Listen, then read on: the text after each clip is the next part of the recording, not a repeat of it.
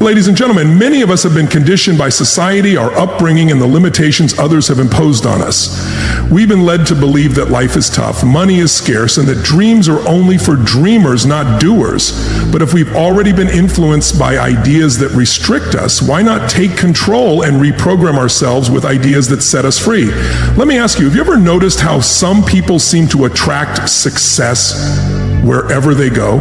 It's as if there's an invisible force bringing opportunities their way. What do they have that others don't? The answer is simple. They have a success mindset. They have trained their minds to recognize and grab opportunities that others overlook. They've reconditioned themselves for success. The human mind is fascinating. What you tell it most often, it believes. Tell it you can't, and it will accept that as true. Tell it you can, and it will believe that as well. Your mind is the most fertile ground you'll ever tend. But you must be mindful of what you plant, as it will eventually grow.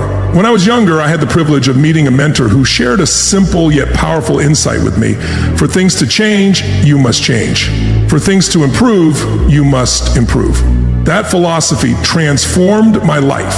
I came to understand that my external reality was merely a reflection of my internal state. If I wanted different results, I needed to become a different person. And that's what reprogramming yourself for success is all about. It's about intentionally choosing to become someone who attracts, creates, and deserves success. It's about transforming your thoughts, beliefs, habits, associations, and ultimately, your life. Now, let me share with you the key principles of this process. First, you need to recognize that your mind works like a computer. Garbage in, garbage out, quality in, quality out. The way your mind processes information depends on what you feed it. So ask yourself, what are you feeding your mind? Are you filling it with doubt, fear, and limitation, or with faith, courage, and possibility? The average person in the US watches about 4 to 5 hours of television every day, roughly 1,500 hours per year. Now, while entertainment isn't bad, what if you spent even 30 minutes a day feeding your mind with ideas that could change your life? What if you read just 30 minutes a day? That would be 25 books per year, and in a decade, 250 books. Do you think your life would be different if you absorbed the wisdom of 250 books on success, leadership, personal development, and financial independence? I guarantee it would. My mentor often said, miss a meal if you must, but never miss your reading. He understood the power of feeding your mind with quality information. This is the first step in reprogramming yourself for success, controlling your mental diet. The second principle is repetition. Repetition is the key to learning and the foundation of action, making it essential for achievement. It's not enough to hear a good idea once. You need to hear it repeatedly until it becomes ingrained in your mind. When I was starting out, I listened to personal development tapes in my car. Sometimes I'd listen to the same tape 10, 20, even 50 times. People would ask me, don't you get bored listening to the same thing over and over? My answer was always no, because I wasn't just hearing it, I was trying to learn it, to internalize it so deeply that it became my automatic response. And that's why I encourage you not just to read a good book, but to study it. Don't just listen to a valuable lecture. Replay it in your mind. Take notes. Review those notes and discuss what you've learned with others. This repetition is vital in the reprogramming process. The third principle is association. You must be selective about who and what you associate with. It's often said that you are the average of the 5 people you spend the most time with, and there's truth to that. Your income, health, attitudes, and success all tend to mirror the people around you. If you want success, seek out those who are already successful and spend time with them. If you want to be healthy, associate with health-conscious people. If you want to build wealth, connect with those who understand financial principles.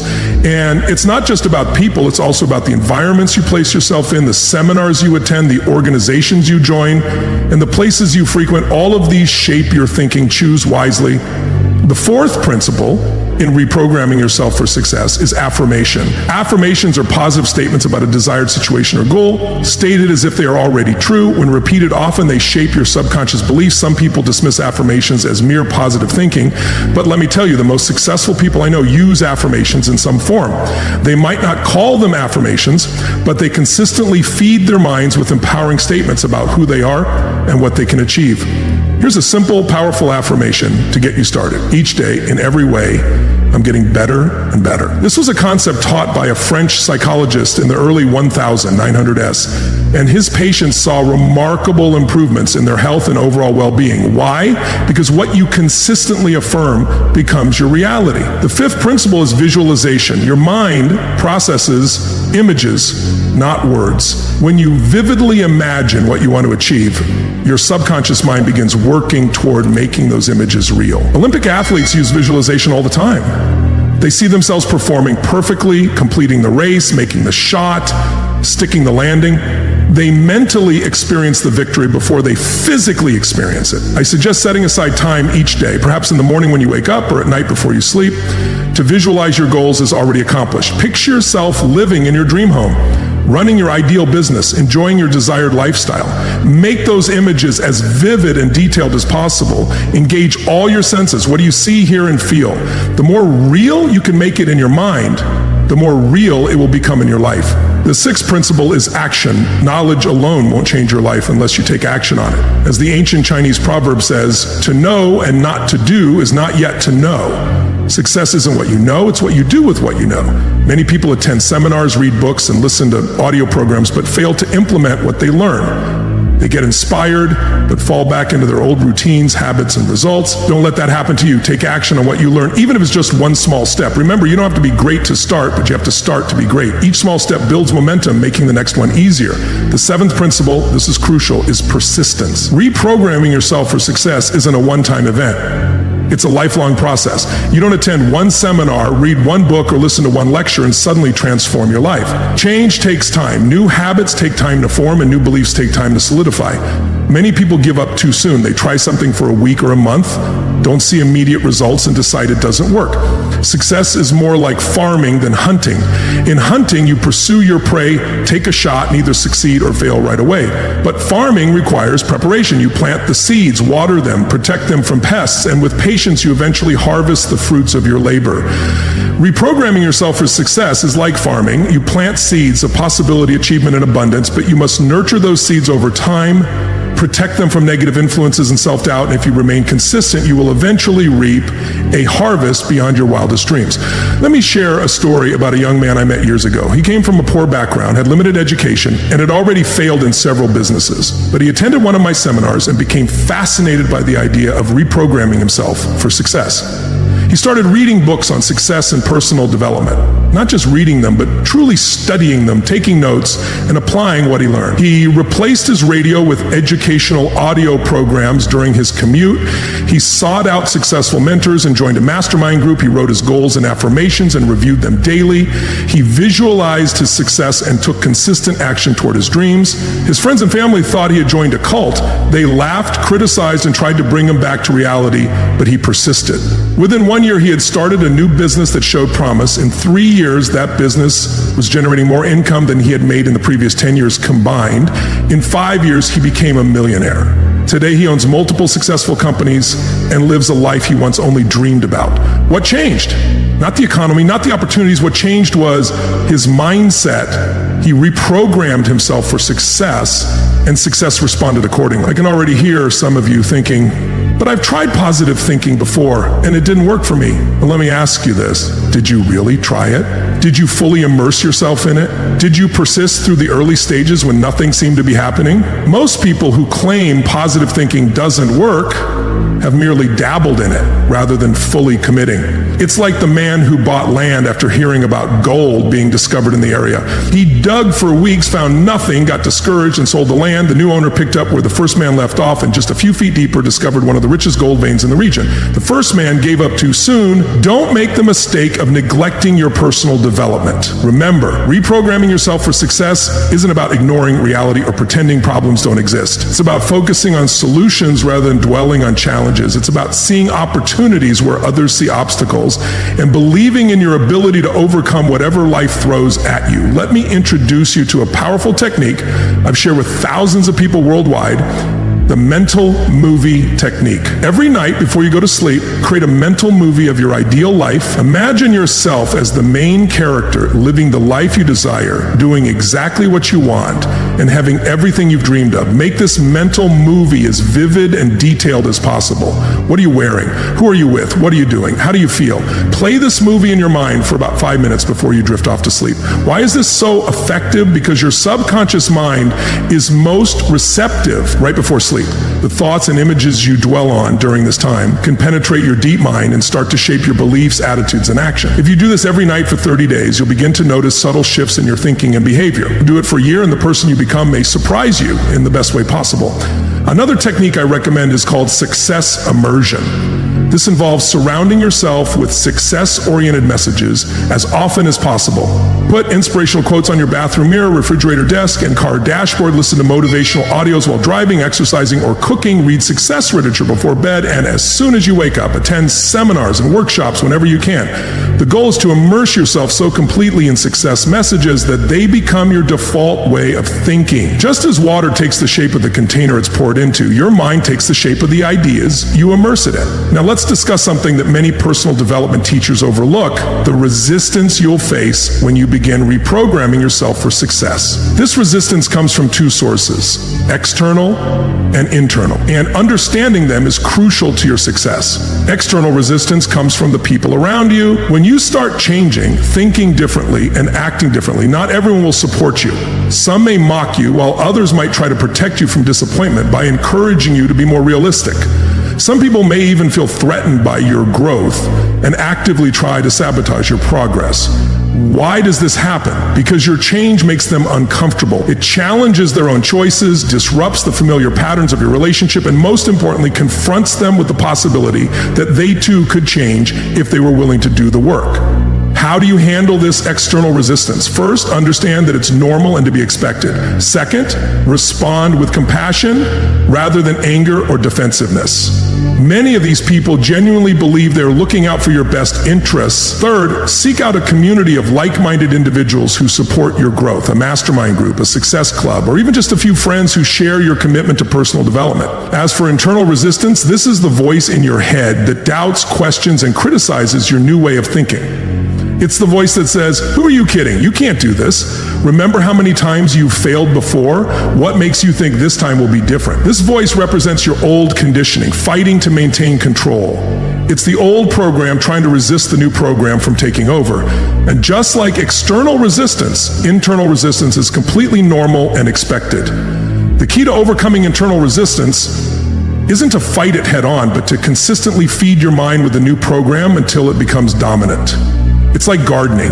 You don't eliminate weeds by attacking them. You eliminate them by growing healthy plants that crowd them out. So when that voice of doubt arises, don't engage with it. Instead, replace it immediately with your affirmations, visualizations, and success statements. Over time, the voice of doubt will become quieter and the voice of confidence will grow stronger. Let's now discuss the role of emotions in reprogramming yourself for success. Your emotions are powerful forces that can either propel you toward your goals or hold you back. The key is to harness your emotions rather than be controlled by them. One way to do this is through emotional anchoring.